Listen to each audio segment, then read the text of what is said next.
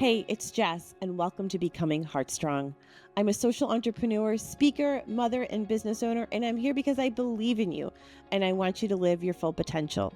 My mission with this podcast is simple: to offer you perspectives, tools, and inspiration to help you live with more courage, rebuild after setbacks, and strengthen yourself from the inside out. So each week, I talk to thought leaders, authors, experts, and everyday amazing people who share their stories and outlooks that help you get from where you are today to where you want to be tomorrow. Let's get started.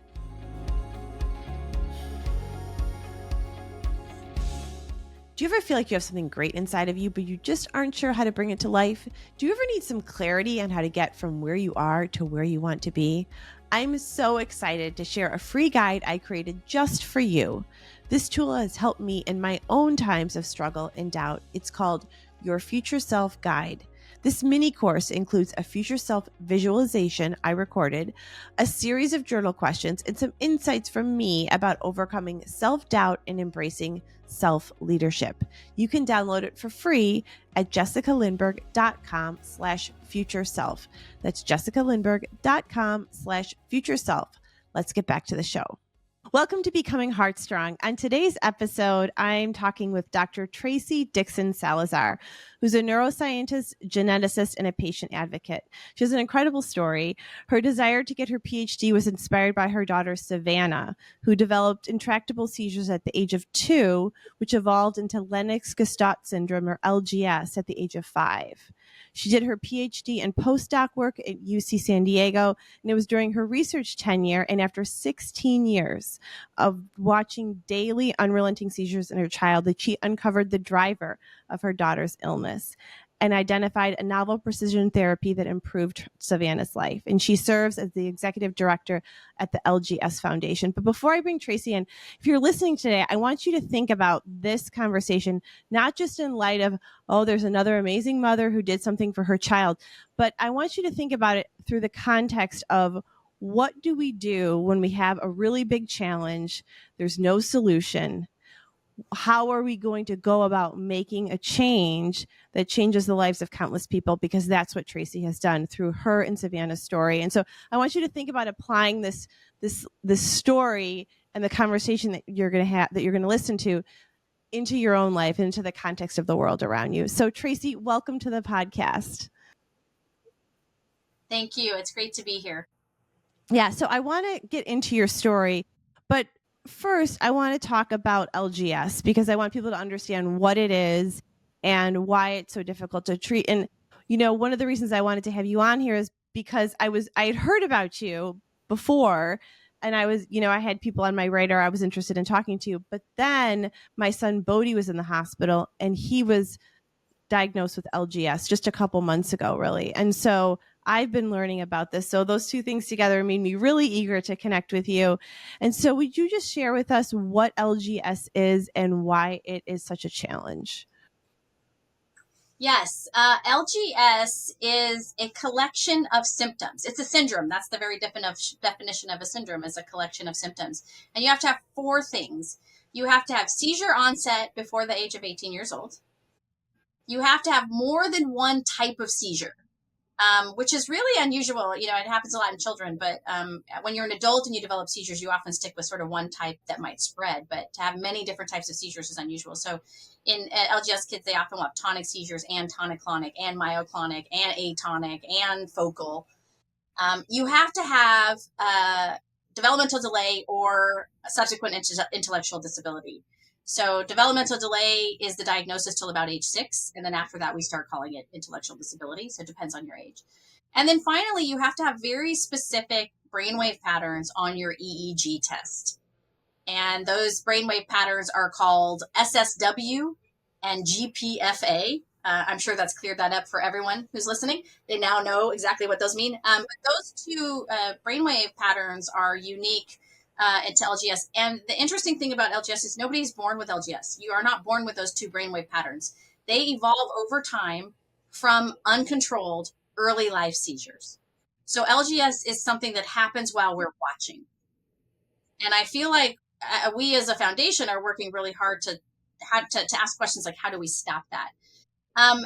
Biologically, the best that we can tell is that everyone with LGS has an etiology. So my daughter started having seizures secondary to calcium channel mutations. And those seizures then became uncontrolled. And then her brain rewired itself because she was having so many seizures. And that is what LGS is. So LGS, we believe, is a wiring defect. And just to explain that a little bit more, it's like the way the brain puts itself together is all based on electricity.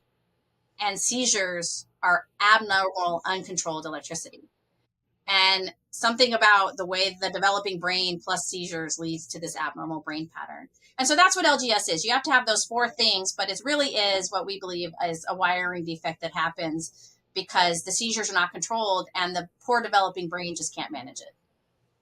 So that just made me think of, like, we talk about wiring the brain just in general with thoughts and mindsets, you know, that's kind of in the world today. Like, if it's a wiring that happens, can a rewiring occur to change it or to alter it? I mean, I know it sounds like maybe a crazy idea, but has anyone ever talked about that? I feel like this is all I talk about at the LGS Foundation all the time, and I get various looks. I think I'm finally getting through to scientists and others, but that is exactly my point. You know, what makes LGS different from the thing that caused her seizures initially, right? Well, the seizures were caused initially by calcium channel mutations, and those mutations would be targeted with a certain type of treatment. But the LGS itself could also be targeted as if you think about targeting these abnormal brain waves. You know, and a lot of doctors and researchers will say, oh, LGS, it's too heterogeneous. There's too many different things that cause it. It's such a mixed bag. But we all have that same brain wiring defect. And yes, there are examples in the literature of where a patient, through a surgery or through getting control of their seizures, had their brain waves go back to normal. And so we actually do believe there's a way to do that. We have no idea how to do it. And we don't think enough people are studying it. But we do think it's possible. And it's all based on really getting control of those seizures and doing it early in our loved ones. But I know even patients whose brainwaves have righted themselves and they didn't get seizure control until they were much older, in their 20s. So I think so. I think it's not a stupid question at all. I think we should be asking that more. And so you're saying that this develops over time. So maybe perhaps your daughter was having like not subclinical seizures, seizures that you couldn't see. That's probably what was happening with my son Bodie. Now that I look back, I'm 100% sure he was in his sleep. I've gone back in my mind, and so those were not identified and then they were not treated, which then contributes to the LGS. Is that kind of the pattern that you're saying? It's how that develops? Exactly. Okay. Exactly. And that's how LGS develops in every patient. They start out with seizures. And at some point, now this might happen all in a rapid onset. So they're all happening within days of each other, but they start having seizures. They didn't have epilepsy at one point. Now they have epilepsy, which means more than one type of seizure. And then those seizures become uncontrolled. They have failed 2 or more anti-seizure treatments. That's the definition of uncontrolled, right? And then at a certain point, they develop a second or a third or a seventh or an eighth seizure type. Right. So now the not only are the seizures aren't being contained in the brain, they're spreading to take up more regions of the brain that are being drawn into the seizures. And then, of course, with all of that seizure activity, they start to fall behind and they stop learning. And I think that that's the biggest difference between, you know, the calcium channels that caused her illness and the disease she had when she turned 5, when she finally got the LGS diagnosis, is the LGS. It's almost as if the brain has wired itself to have more seizures. And when you look at the number of seizures that somebody with calcium channel mutations is having, or, you know, somebody with another, you know, etiology versus people who have LGS, the people with LGS are having thousands and thousands times more seizures than other people. And so I think that's the big difference. And so how can we try to divert that wiring? How can we try to change that so that doesn't happen? And we just don't know. So everybody's always going to have LGS secondary to some cause of their original seizures. And I think oftentimes as caregivers, and we certainly felt this way in the beginning, was that you can only have one diagnosis. And now we're like, oh, it's like Pokemon. You got to catch them all. We've got calcium channel disorder. We've got Lennox-Gastaut syndrome. We have epilepsy. We've got intellectual disability. We had, you know, prior intractable seizures, right? Like all of those serve me in some way, shape, or form to navigate this life. So, but I remember thinking when she got the LGS diagnosis, it was like, oh, finally we know finally we know what it is. And that was only the beginning, because at that point we still didn't know all of the other things. We didn't know where it came from. We didn't know what caused it. We didn't know, all the subsequent diagnosis she was going to get. And so I think throwing out that purest view of a single diagnosis is probably one of the best things I ever did.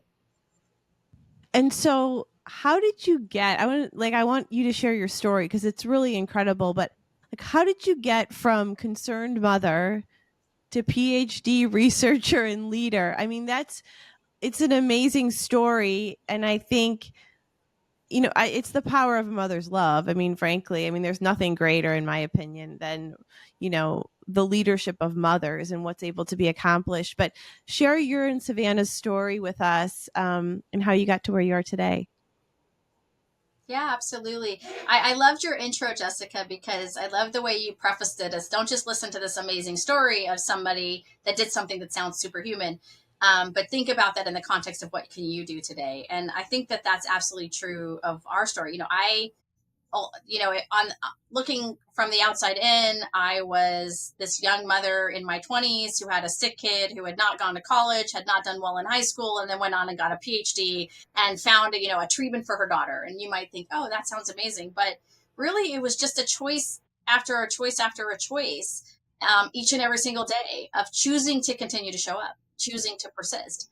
And then when you get to the end of a 20-year-long journey, there was a result, right? And I'm very lucky to have had that result. But I didn't start out, thinking that I was going to cure my daughter. I honestly just, I was really young. I had been raised to accept the life that was given to me and not really to try to change the world. It was just that was the way I was raised. You just accepted your lot in life, and life was living me, I think, more than I was living it. And I had 2 kids, and one of them got sick.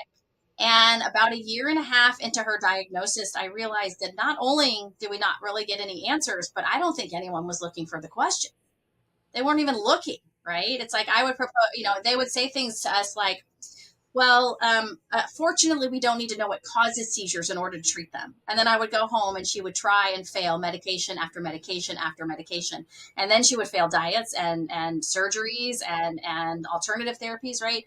So this whole, we don't need to know what causes it in order to treat it, wasn't true. And they would say, oh, well, seizures don't cause brain damage. And then I would go home and I would see my child over a course of a year or two absolutely suffer from brain damage from these seizures. And yet the mantra and the dogma was you can't get brain damage from seizures. And then the other was you can't die from epilepsy. And I would go home and I'm resuscitating my daughter and I'm going, yeah, but the doctor said that you can't die from epilepsy. So Savannah, didn't you read the textbook? Because clearly you're doing something wrong. And, I don't think it was any fault of doctors ever. I think they just were repeating the mantra that they believe that they had been taught. But when I dug a little deeper, I couldn't even find the answers, when I read books or when I read papers or when I asked people questions. So I enrolled in college, honestly, because I didn't know how to understand the things I was reading. I would go to the internet and check out time for an hour at the library. And this is how old I am. And then I would get interlibrary loan and I would get things back and I would read them on just what could cause a healthy 2.5-year-old to start seizing out of the blue. And then by the age of 3, they're having thousands of seizures every single day. And I just wanted to understand, like, what is a possible cause? And I didn't understand the paper, so I enrolled in college with this idea that I was going to take some English classes and that this would somehow help me get better at reading these papers. And after a couple of English classes and A pluses, because I couldn't help my daughter, but I could study, so I was really great at studying. Right? She would have a lot of seizures, so I would study a lot more. And so I got great grades. I realized that those papers weren't in English. They were in science and medicine. And so I took a science class and just fell in love with it. But my original goal was just to understand the papers. And then as time went on, after I took that first science class, I just fell in love with it. I'm like, and I took genetics very early on. It's in all introductory science classes. And I'm like, this could explain it. This is the thing that could explain the light switch from healthy 2-year-old to unhealthy 2-year-old. And then I think the next, few years of going to college really were just a coping mechanism for me. Like I couldn't do anything, everything we tried for Savannah to stop her seizures. She was having hundreds of seizures a day. She got the diagnosis of LGS at the age of 5 at this point. And there was one book that was written for caregivers. It's called Seizures and Epilepsy in Childhood. And there was like a paragraph in there on LGS, and it basically said, the prognosis is continued seizures, progressive intellectual disability, and premature death. And so I had a choice of either, sit down and cry and never get up again, or just keep going. And I think school became a coping mechanism. I just wanted to understand. I just understand more. And I did that for 16 years. Savannah seized, I studied. And at some point in that, I transitioned from I just want to understand to I want to understand in my child. I want to know why. Why did she start seizing? So I got my associate's degree, and then I got my bachelor's, and then I went into grad school with the idea that I just wanted to help be a part of the group of people that were trying to understand these severe diseases in children. I love when I meet families today and they're like, I'm going to cure my kid. I'm like, you go. That was not me. But I admire your gumption. You go get it. If anyone's going to do it, it's going to be you. But I was more of a closet, scientist, like, just leave me with my books. And then, but I was always drawn to genetics, and that's really what landed me in a genetics lab for my my PhD work. And prior to that, I had studied brain development because I knew that there was something about this disease, LGS, that had to do with development. It happens most often between the ages of 3 and 6 years old is when you get the diagnosis. That's a critical period of development. And nobody was really studying developmental epilepsies in that way across an evolution. It was like in time, you have LGS and you have LGS forever. And this is the way it will always be no matter what age you are. But there's really an evolution to it. So for Savannah, for her, she started seizing out of the blue at 2. And then by 3, she was having thousands of seizures a day. And, some days she'd have 5 to 10 seizures, and then some days she'd have 5,000 seizures. And then she didn't get the LGS diagnosis until she was 5. And at the time, she probably had developed LGS a little bit earlier, but that's when we saw it. That's when we measured for it, right? And so you never really know when it's coming on. And when I look back at Savannah's seizures, I think to myself, yeah, she was having all these seizures and we were just letting them slide. And we were treating her seizures around the schedule that worked best for the hospital system, not thinking that time is brain and that the more we let her seize, the more she's going to seize. And so as I was studying as a developmental neurobiologist, I learned this mantra. It's called cells that fire together, wire together in the brain. And what happens is right around the age of 2 or 3, one neuron, and you have billions of them in your brain, but one of them will send out hundreds and hundreds of projections. And it's just looking for a partner to connect to. And when it makes connections, it makes a lot of connections, but the only connections that survive are the ones that have crosstalk. So the cells that fire together, wire together, right? And all the other connections are pruned away. And this is a critical period of development in every child. And this is the exact same moment in time when our children are having all of these seizures. So it leads you to the hypothesis that that pruning is not happening. The pruning away of all of the connections is not happening because everything's firing with everything. There's so much abnormal electricity in there that everything's connecting to everything. And that's how you get the wiring defect. And things like that would lead me to the next step, would keep me going. I just want to understand. I just want to understand how my kid, because this thing has completely ruined my life. It's ruined her life. We have to come up with a whole new life now. And then that led me sort of to a genetics field. And when I decided to do my postdoc after I finished my developmental PhD, it was really sort of I've come this far, why not just keep going? But I never thought I was going to help Savannah. But my job was literally to study families like ours who had kids who had brain disease, and seizures, and they started seizing when they were really young, and sequence their DNA. That was my job in the lab. And wow. And back then, this was 12 years ago, we really believed that genetic meant inherited. Genetic does not mean inherited anymore. You can develop, no, it doesn't. And I'll tell you a great example. So let's say you get a skin cancer on the top part of your arm. Okay. That skin cancer is from genetic cellular mutations that are happening only in that region of your skin. And those are new mutations that are happening as those skin cells divide. And maybe it was sun exposure that originally caused the original DNA to mutate in cell number 1, but it passed that mutation on to cell number 2, cell number 2000, cell number 5000, right? But that is a genetic change that's happened, and you didn't inherit that. You inherited a predisposition to that. You're more susceptible, but you didn't inherit that skin cancer. The sun gave you that skin cancer, right? And so I think that, this concept that you can develop mutations in your DNA at a later stage in your life is something that we didn't know back then. We know. And so let's say that you're in the womb and the sperm and egg have come together, and now you are at the 1 cell stage. And then that's going to divide to become 2 cells. And that's going to be divide to become 4 cells. And that's going to divide to become 8 cells. And let's say cell number 8 develops a mutation in the process of dividing. And that could happen just because that happens sometimes in DNA, or it could happen because the cell was exposed to some sort of mutagen in utero, right? I don't know. If you were exposed to something, then every cell that comes after cell number 8 now is going to have that mutation. And we call these de novo mutations. They were not handed down from mom or dad.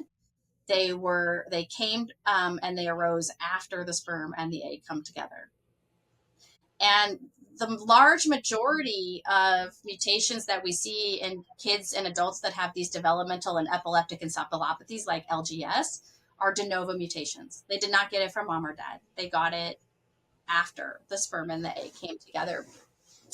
And so I think that learning that was really important. But when we were studying Savannah, when I was in the lab, it didn't make sense to sequence people like Savannah because she didn't have an inherited form of epilepsy.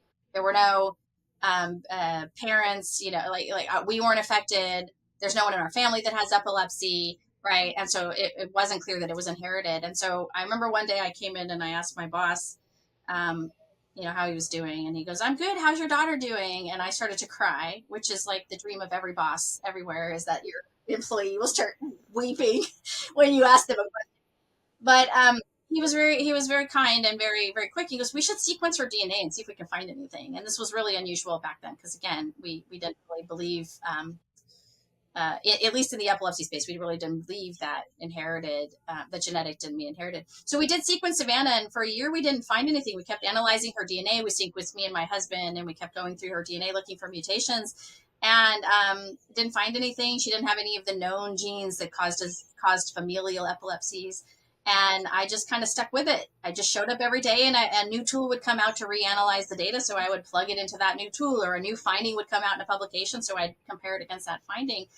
And that's what ultimately led us to find a treatment for her. Is there was a new tool that came out. It had been out for, I don't know, maybe 4 or 5 months. And you could take all of the gene mutations that we're all walking around with. All of us are walking around with about 300 very unique genetic changes in our DNA. They could be advantageous. They could be deleterious. We don't know.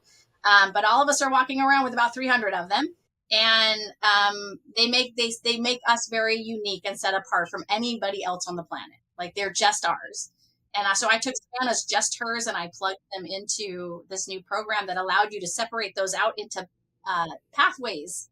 So like the calcium pathway or the vitamin D pathway, or the pathway that's involved in neurons telling other neurons what to do in the brain, right? And the calcium pathway was where the major place where her mutations were coming from. And so we started investigating it, and we actually have quite a few drugs out there that act directly on the calcium pathway. And as I just kind of pulling the needle and showing up every day and researching it a little more and a little piece. And on some days I wouldn't research at all because I had a real job that I had to do, right? And I was raising this sick kid. And one day we just found out that she had a bunch of calcium channel mutations, and there was a drug that would probably work on them. And we didn't have anything else to try. We'd already tried and failed 26 different things. There was really nothing left. There weren't any new drugs in trials. So we went to our doctor and said, "Oh, we think we should try this." And I remember him saying, "I don't understand really any of this genetic stuff. I believe you. But we should try her on that drug because that drug's been around for years, and it's used for high blood pressure, and it's used for arrhythmia, and it's a very well-known drug, and it makes a lot of sense. It blocks calcium channels, and we use sodium blockers all the time in LGS, and we use potassium blockers in LGS, and why not a calcium blocker?" And That's really how it all came about. It was like just this happy accident. I think what surprised everybody was that within 2 weeks of going on this drug, she had a 95% reduction in her seizures. And at that time, she was having about 300 seizures a month on average. Yeah, right. And so she dropped about 300 seizures a month. She was seizing every day, and she would actually have seizure-free days for the first time in 16 years. And I think the other thing was, and this is probably I think even more of a life changing result for us, was that she used to go into status epilepticus every single week. So nonstop seizures that you have to use, either emergency rescue meds or you have to go to the ER. We remember life before emergency rescue meds, even the rectal ones. So we're happy about the rectal ones. And now there's nasal ones, but you have to stop them medically because they don't stop on their own. Every week she would go into these 2 to 4 times a week. She was getting rescue med doses at home. And then if that didn't work, we'd go to the ER. And if the ER couldn't stop them, they put her into a medically induced coma. And, then we were in the hospital for the next several weeks and relearning how to talk and swallow again. But that stopped after verapamil. So weekly episodes of status epilepticus stopped after we put her on this drug. And we didn't talk about it for like 6 months because we were afraid the other shoe was going to drop. We didn't even tell the doctor. We didn't tell my boss. We didn't tell anybody. And then after about 6 months, we started to kind of share it a little bit here and share it a little bit there. But anytime you see a positive change, you're just always waiting for the next train to, run you over in rare disease, right? So, but it really just happened because I showed up each day and I went a little further each day and a little further. And I honestly think that when I get to the end of my life, if somebody says like, what's the most important lesson that you learned? It's going to be tenacious. Just stick with it. Don't give up. And so I don't think there was anything particularly remarkable about me personally, other than I'm just really stubborn and I love my daughter. And I think a lot of us can do that. I think we were just lucky that I happened to, thrum the right exact thread, the right exact guitar string that needed to be thrummed right at that moment. And if I could teach every parent advanced genetics and let them loose with their child's genomes and exomes, I would totally invest money in that, because the parents will be the ones that get to the bottom of it. The mothers will be the ones at the bottom of it. Yeah.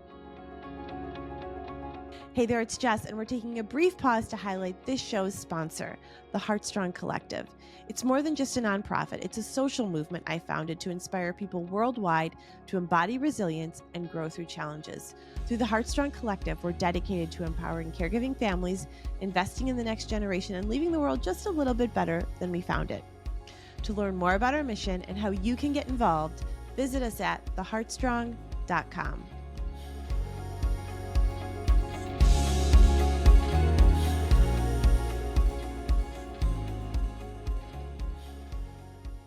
Well, the other thing that struck me as I was listening to you tell your story is curiosity.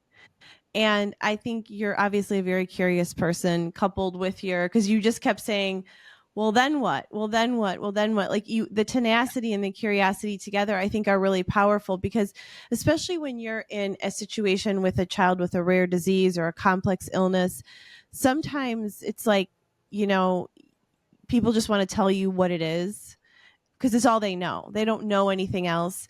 And, the last thing they want is the mother who's like, well, what about this? And what about that? And they don't really, because they don't have any answers. And I think just because someone tells you we don't have anything, or we don't know, or this is what it is, you shouldn't stop your curiosity. You shouldn't stop. And I think that's that's what I heard in your story, is just that curiosity, that you did not stop just because someone with a quote unquote physician or doctor or title told you whatever they told you. And I think that's a message for anyone out there, is that we can always push the boundaries of whatever's in front of us for something more or different. We don't have to take the thing that's handed to us. Yeah, that's a really good point. And I think, I think the tendency for me in the beginning was just to blame the doctors and blame the medical system. And I think they're doing the best with what they have, but I also think they're really busy. And, when I started doing research on Savannah, I would have some scientists say, well, you're going to lose your objectivity studying your own child. And, it's not the right thing to do. Like, scientists are actually dissuaded from doing anything like investigating their own diseases. But if you look back through the literature, there's so many stories of where scientists studied their own diseases and made a huge impact. And as I started to read those stories, I think it's the exact opposite. I actually gain more objectivity, because if I'm wrong, someone that I love's life is on the line. Right. So, it's not about losing your objectivity and I'm going to just make things up, or I'm going to take shortcuts. In fact, I'm going to go above and beyond to not take shortcuts, because this is my life. This is my love that is on the line. And so I think that was really empowering. But you're right. Not just taking everything at face value, I think, is a really important thing that we can take away from this as well. The other thing that I've been thinking about a lot lately is the incredible leadership skills that mothers have who have children, like a Savannah, like a Bodhi. I mean, you have such an interesting perspective on life. And I think sometimes we put these mothers aside, or we just kind of say, oh, there's that mom. She's amazing. I don't know how she does it. But we should engage women like us in the world, because we can translate so much of what we have learned, our skills, our curiosity, our never give upness, all these things.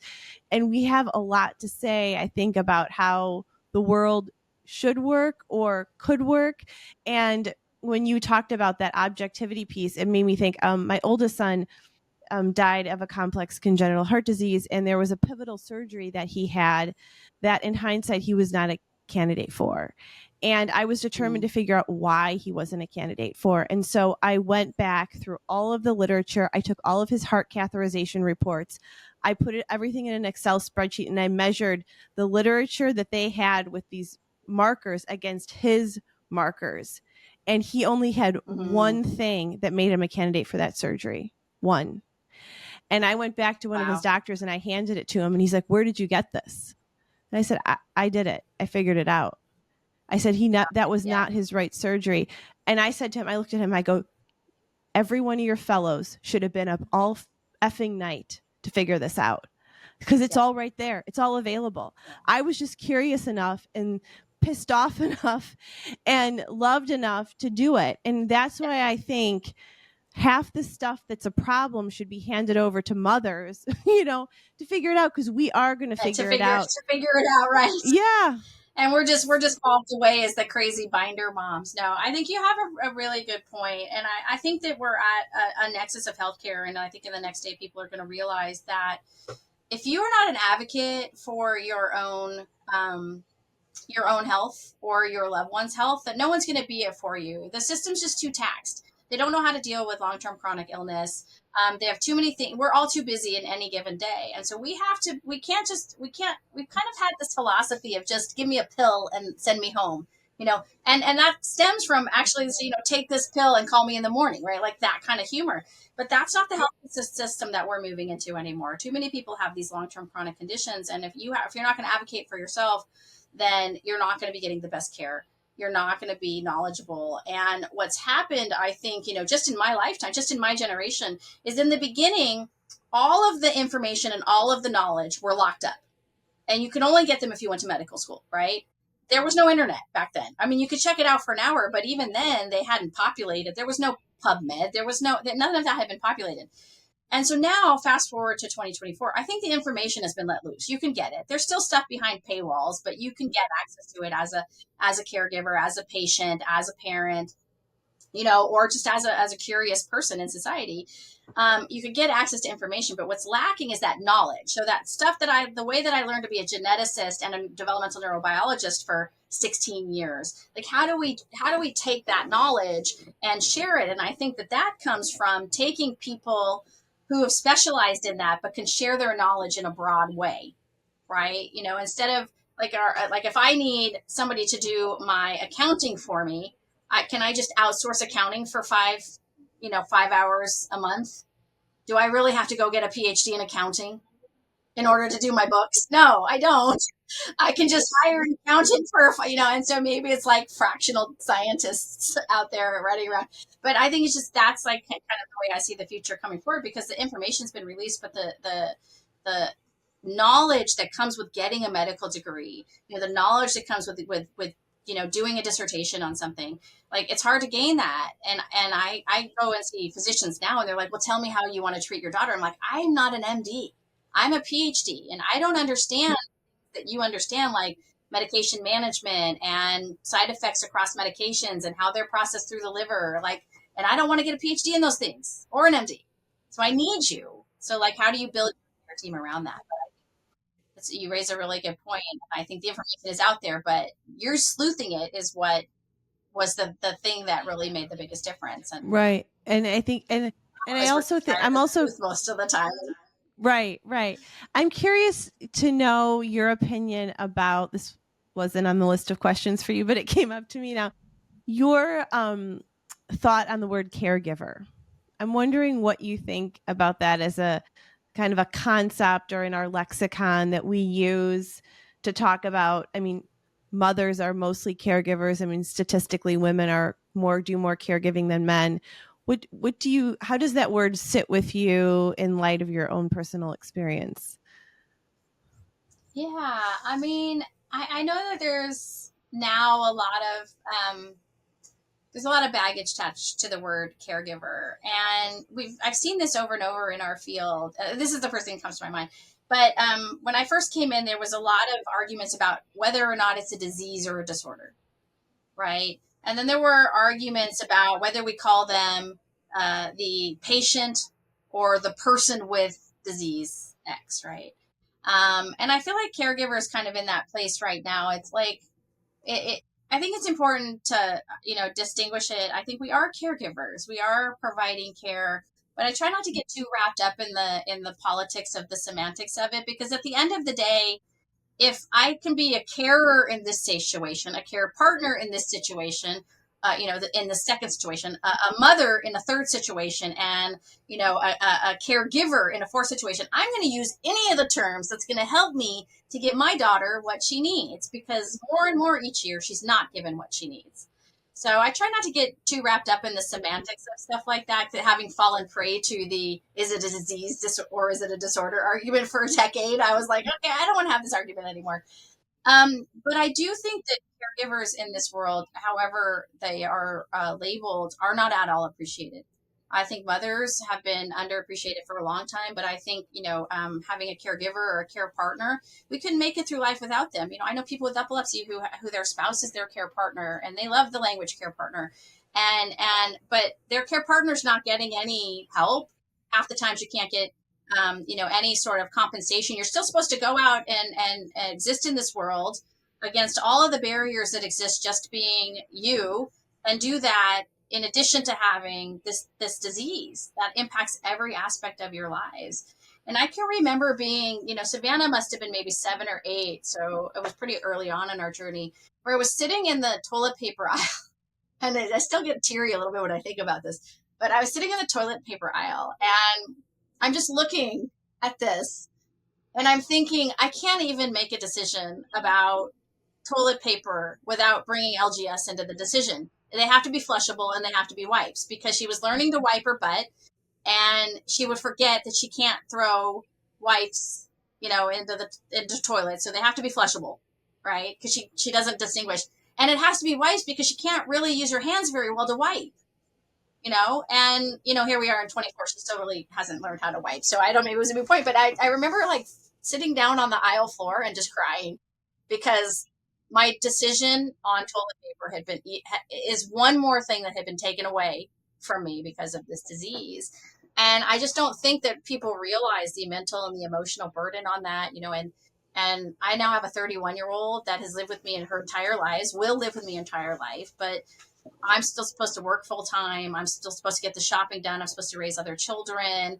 I'm supposed to take care of my own mental and physical health, right? And do all the things that a mom does. When I know in this world, when I talk to moms who don't have a rare disease loved one or aren't living with a chronic illness in their house, they're having a hard time managing, And so it's like we've just been added your leading role. It's like we have to play the leading, 7 different leading roles in the story of our lives. And it's like, it's too much for even one leading role, so I think that caregivers, anytime I can get involved in the caregiver movement, especially when policies or talking about the caregiver burden, I think it's really important that we show up. And a lot of times when I do show up, we're actually talking about caring for the aging parent.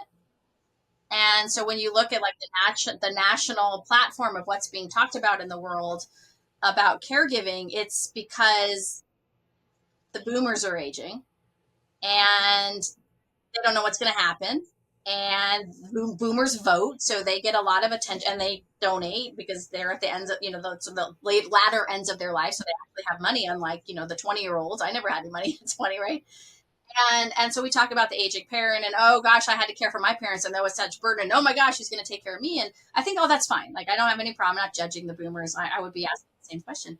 But caregiving also includes us. And I've been in the caregiver for 31 years. I'm still changing diapers on my 31-year-old because we didn't catch the verapamil treatment in enough time. There's no doubt in my mind that if we had tried her on verapamil when she was 5 years old, that she would be living a very different life. She would be much higher functioning. But a lot of brain damage was done, and can't dwell there too long, because I will say that since going on the drug at 18, she's learned so many new words, and she socializes so much more, and she can tell me she has to go to the bathroom now, and we can get there, and and she can help, and she can put on a shirt if you have 2 hours. Like, she's made so many gains. But God, what if we had found this 15 years earlier? And it took you as a mother to figure it out.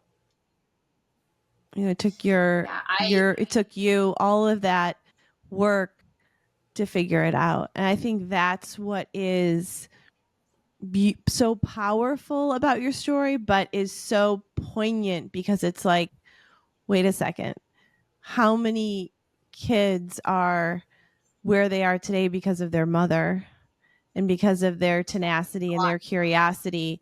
And yet we have this gap between these amazing women who, I was in the middle of my MBA when I had to quit to take care of my other son who was sick. Like, we're not people who are we're like sitting around waiting to have a child with a disease to take care of. Like, we have dreams and ideas and things that we want to do. And then this presents, and because we love them, and because we're being, faithful to this really hard calling, we switch gears and do this, but we're still those other people. And I think that is like, I'm become super passionate about elevating and empowering the position of women in this role, because I think that we could run the world, frankly. And my mom always tells me that. She's like, you could be president, no problem. And you could be president. I would take it one step further, Jessica. You would be president, except for women. We as women, we have a tendency to fill a need when we see it, right? And I not many men and many wonderful rare dads that are out there that have done amazing. So I don't want to, but I think women are more likely to step up and say, "Oh, I see an unmet need, I'll fill it." And so that usually is the grunt work. Right, we get the grunt work, and then the glory goes to the person who's been sitting there just waiting for the glorious position to come about, right? And so I do think you'd be running the world if you hadn't raised your hand to help so many times, right? Yep. But yeah, I think the people that find their careers towards president. So, I guess I wanted to circle back just to the whole caregiver idea. And this is something that I've just been thinking about lately and tossing around with some people that I've been working on some projects with. But it's the idea of, a care expert or a care expertise. And I just think that when someone's an expert in something, you default to that person, you give them a lot of respect, you want to know what they think. And when my son was recently in the hospital, it's like they didn't ask me any questions. He hadn't been in the hospital before. They didn't know my background. They didn't know all the experience that I had. So they're coming and telling me what to do. And I've been nourishing this child without a G-tube for almost 10 years, like literally taking 45 minutes every meal to feed him. And so I was just really taken aback. I'm like, you know what? Actually, I'm the expert in this room. They're not. They just have the skills that I need. And it would just really hit me, I guess, about the need to at least acknowledge that in the people that are in these roles, and how much better if we could all work together, probably better. Just like when you acknowledge the expertise of your physician, you're curious about what they think, you're asking them questions, you're bringing them into the conversation. I just think we could do a better job of that.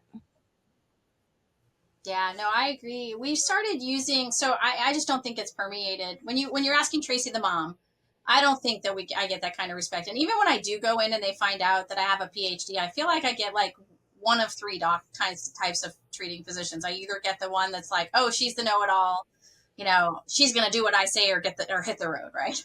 Or you get like the vending machine doctor. It's like, well, what do you want to do? And you just press a button. You either get like, you do what I want you to do, or, or you get the doctor that is like literally just, like, can we partner? Can we just partner on this? And I love that doctor, but it's really hard to find them.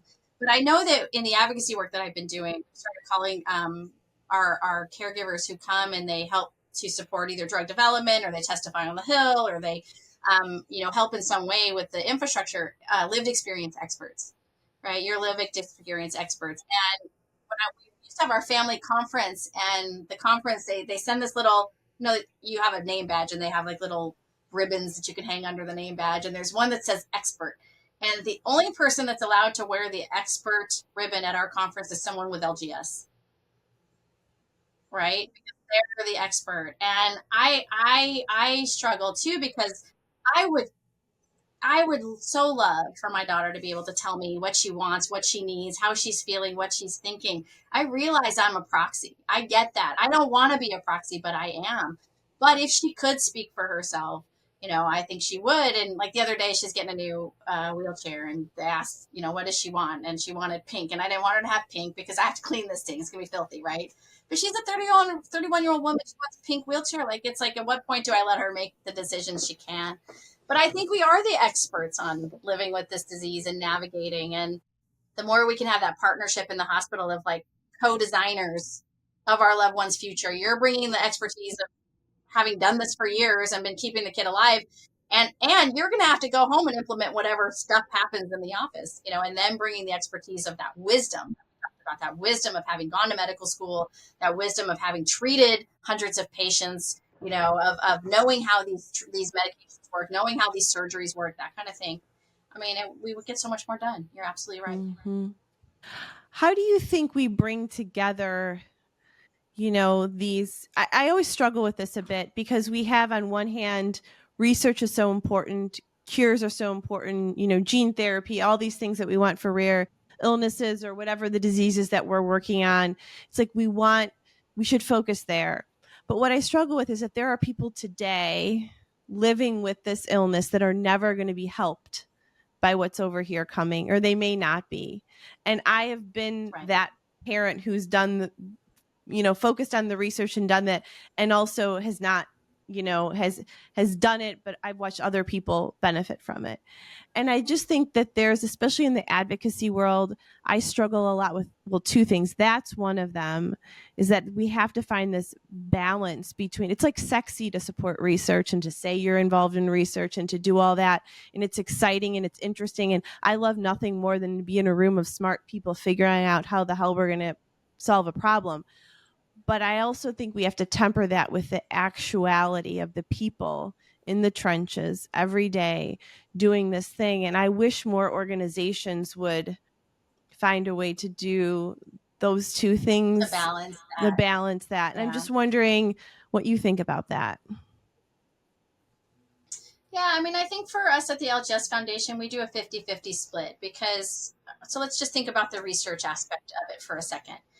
If you are educated, you speak English, you have money, you have access to resources, your best friend is, a professor at NYU, and your 3-year-old starts having seizures, and you get in right away, early, and you're getting the best care, you're getting the best testing, money is no object. We still have absolutely no idea how to prevent LGS. We have no clue. We have no idea how to prevent it. We have no idea how to reverse it. So there's some science that needs to be done to understand who's at risk of evolving to LGS. How do we stop that evolution? How do we even measure that evolution to stop it? And then once you have LGS, how do we, we never talk about LGS after you have it. But after you have it, you're having so many seizures. Your brain is going to deteriorate. You can't drive the car every day at 5,000, miles per hour, and then expect it to, live to be 60, 70, 80. Now we do have 60-year-olds in our community, but you're going to start to get to do. So we don't talk about that. So how do we stop that? How do we stop the evolution of that? Or how do we reverse LGS, like the question you asked? So there's some real hard science that has to be done. And that's part of the problem, right? But there's another part of the problem. And the other part of the problem is that there's a lot of people today, because they are not educated. And I don't mean a degree. I just mean you didn't know that treatment existed because no one told you. Like, we learn about treatments from our doctor or the internet, right? And so it's just access. So there's a lot of people that because of access reasons, because of language barrier, maybe because of money, money is a big one, that they're not even getting what you would consider standard care, right? They're like, I feel like, there's not great care anyway, but there's a certain standard. You should have at least gotten a 3 Tesla MRI if you have LGS. If you have not had a 3 Tesla or higher MRI, then you are not getting what I would call standard care, nor would any other doctor out there, right? But you're not getting access to that. And so we as the advocacy groups have to bring education. We have to empower you. We have to teach you how to challenge the system, to tell you what you should be getting, right? And it doesn't all just revolve around access. It could also revolve around just talking to your doctor. I'm married to a Native American. They don't question their doctor. Now they come home and they, talk smack about their doctor and say that they're a jerk and blah, blah, blah. They don't ever question. They do what they're told. And so if that's fine for his culture and that's what he wants, I think that's okay. But if he wants to learn to talk to his doctor and be more of a care partner with the doctor, then we can teach him that. And then we also have to support. There's no way you are going to become educated and empowered unless somebody picks you up off the floor and helps to dust you off a little bit, because we are so beaten down by these diseases and so that's what we do at the LGS Foundation. We support first. Come in. What do you need? What is it? Do you have a money problem? Do you have a knowledge problem? What do you have? And then we try. We don't have a lot of money, but we have a patient assistance program. Maybe we can help you get that helmet that the insurance won't cover, or, and then, like, do you need to talk to other caregivers, which is usually what they need. You need to meet other families who are living this every day. You feel completely alone and socially isolated. And that's probably the biggest place we help. And then we start educating them on how to talk to their doctor. What are the treatments? Last year we launched something called our About LGS treatment kits. And it's the first time in my life I have ever seen all the treatments in one place. Because we learn about treatments in one webinar, or we learn about treatments when our doctor offers 2 or 3 of them to us as the next option, right? Or we may get to go to a conference and at that conference, they're talking about 7 of the treatments that are out there, but there are over 40 treatments for seizures. And that's just one symptom of her LGS. She's got other things going on too. She's got behavior issues. She's got GI issues. She's got sleep issues. Just the seizures, there's 40. And I've never seen them all presented at one time, except in this kit, and so I think doing things like that, like just giving people the knowledge and a way to digest it in their own time. Here it is. It's a kit. Come look at it if you want, but I think we can do stuff like that. But you have to, because even if we develop the cure tomorrow, not everybody is going to get access to that cure. And so it's always going to be about access, which is always going to be about education, which is always going to be about whether or not you've been empowered to go find that. And there's a lot of people that have never even felt empowered to even question the next thing. Like you said, I'm curious. I think that I was not a curious child, and I had to learn that and become empowered to be curious and to question, right? And it's hard to do that when when you don't know that that's something you're doing. No, that's true. So there's a couple questions I ask all my guests on the podcast, and I want to get to that in a minute. But before I do that, if someone's listening today and they want to find you, they want to learn about the LGS Foundation, they want to make a donation, they want to learn more about you, where can they find you? Absolutely. You can find us at lgsfoundation.org. First and foremost, we are here to support. If you know anybody anywhere that is living with severe seizures and everything that goes with that, they're welcome in our community, whether they officially have the diagnosis or they don't. Please come. We will teach you all the life hacks of how to keep your child safe and alive. Everything that we have figured out, we will tell you. The other thing I always like to ask people is even if you don't know somebody living with LGS, if 1 in 10 people will have a seizure in their lifetime, go get seizure first aid trained. It's free. It's online. It's about an hour. Just go get seizure first aid trained, because the chances of you having a seizure in your lifetime are 1 in 10. And I'm pretty sure you're going to want those other 9 people to know what to do. So be part of those 9 people. And then if you want to make donation, we will put it to good work. We are helping families every day. oh my gosh, we're adding like 40 to 60 families a month and have been for the last 3 years to our community. And we just had our family conference, which was just life changing for every single person that was there. And, I think honestly, if we had brought them all together in a bus station, they would have been thrilled because the bar is so low. We're so isolated, we feel so alone. And the things that we're dealing with are just no one else is dealing with. Remember when COVID hit and we were all just sitting in our houses wondering if we were going to die and if grandma was going to die and if we were ever going to go back to work? And we were just being faced every day with new information. We didn't know what the next day was going to happen, was going to bring. People living with LGS, and I would argue probably across a lot of different rare diseases, are constantly in that state. It's the avoid crisis state. We have no idea what's going to happen tomorrow, but it's avoid a crisis. Like there's actually no normalcy whatsoever in our life over here. I have no idea what I'm going to get from minute to minute. It's better now that she's on verapamil, but there are still times, and I'm still traumatized for the 16 years of hell that we lived through. But you just don't communicate with somebody who's in that COVID moment, like COVID just hit. We got communicated differently with than we do, and now the world's gone back to normal. We're still living over here in avoid crisis mode.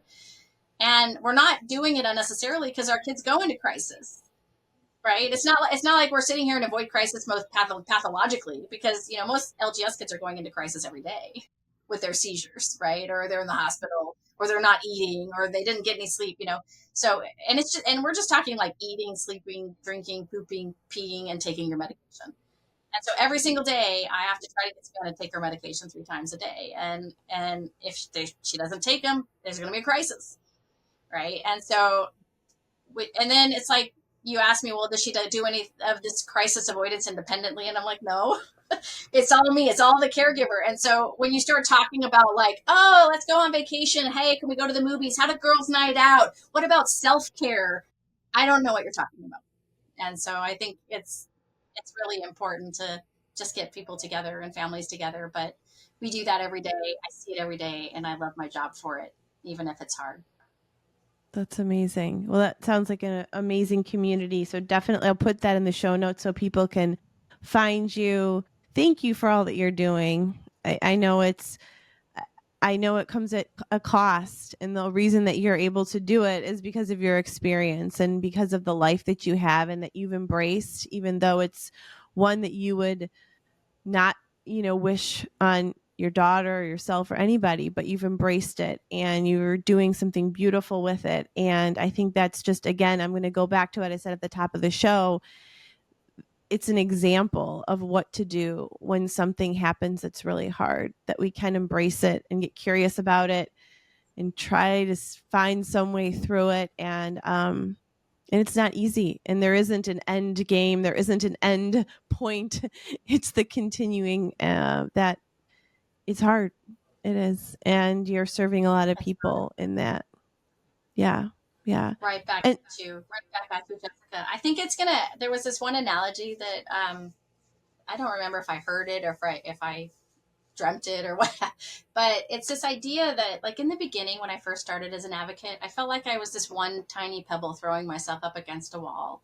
And now that there are all these different organizations and all of these different moms that are coming out and we're finding each other and dads and brothers and sisters and grandmas and siblings and, but it's now there's all of us. All of us are maybe just a little pebble, but we are all throwing ourselves against that wall, that same wall. And we are going to make holes. We are making holes in it. We are going to break it down. And there is going to be a better future, a better healthcare system, better doctor visits because of the work that we're doing now.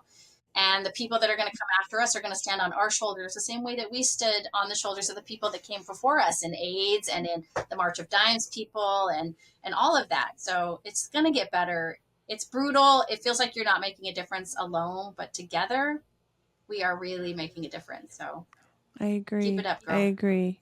So I have 2 final questions. I call these my heartstrong questions that I like to ask everyone that comes on the podcast. And so the first one is, what is one belief or practice that has helped you get from where you were to where you are today?